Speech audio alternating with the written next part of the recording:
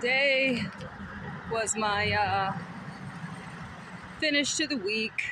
Long run done. It was only 6 miles today because last week I ran really long, 20 miles. So this was a shorter week, but I still accumulated a good amount of miles, about 6 miles today. Friday, so yesterday I did 1 mile, so that's 7 miles. And then I did 3 miles each on Tuesday and Thursday, so it's about a 13-mile week. So lower mileage this week, still giving my body time to recover from the run from last week. But everything else was the same. My workout was the same. Monday, Wednesday, Friday, strength training as usual. And then my nutrition was the same. I still eat about 2,000 calories, so that did not change. I'm still keeping up with my yoga too, as well.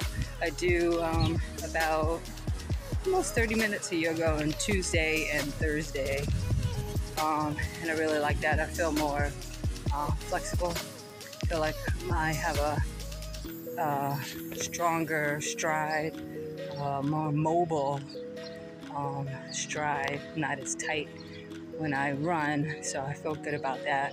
I do need to get a massage because I always feel like I can run better and I can strengthen my muscles better after the massage. I'm less tight, so I can use more of the muscle.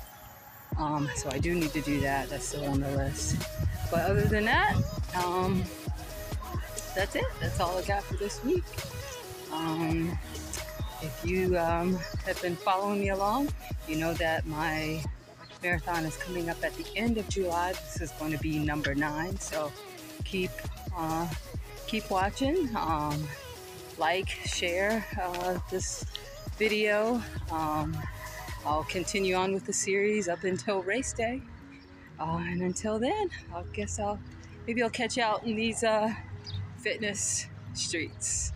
Until next time.